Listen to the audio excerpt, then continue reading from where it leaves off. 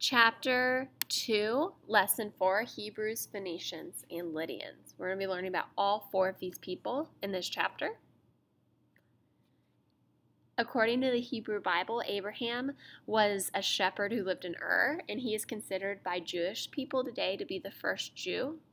The Hebrew Bible says that God spoke to Abraham and told him to leave his homeland and resettle in a new land. According to the Hebrew Bible, when he arrived to this new land, Canaan, God told Abraham, "The whole land of Canaan I will give an everlasting possession to you and your descendants after you, and I will be their God." After this covenant, Abraham promised to worship only one God. Abraham is viewed as the founder of Judaism and one of the first monotheistic religions. At this time, most people were polytheistic, which meant they worshipped multiple gods, but monotheism means you worship only one God.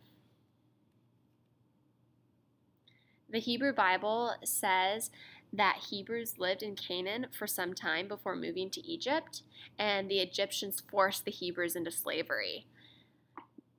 Moses led the Hebrews out of Egypt, out of this slavery, across the Sinai Desert to freedom. This happened around 1200 BC to 1400 BC. The Hebrew Bible also says that God gave Moses a set of laws known as the Ten Commandments.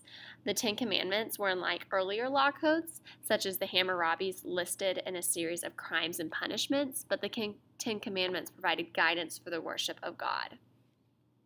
Here's an example of what the Ten Commandments are.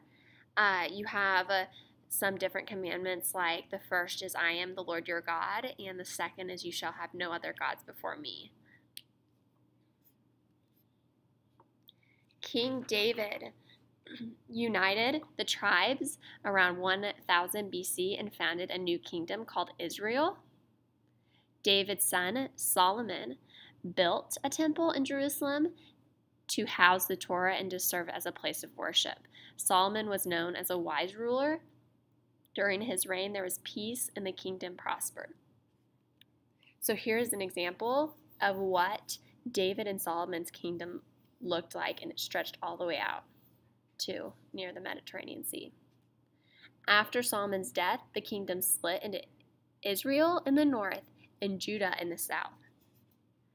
And so here was their kingdom. It used to be one, and then it split, and you have the kingdom of Israel up here, and then you have the kingdom of Judah down here.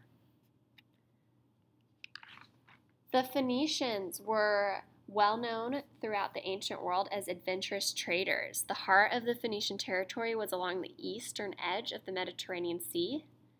The Phoenicians also established trading posts along their trading routes. The most important trading post was at Carthage in North Africa. So if you look at this map right here, you'll see these are all their trading routes they had. And then in North Africa, here's Carthage. This is one of their most important ones. One of the Phoenicians' most important contributions was to help to develop what in time became the modern alphabet.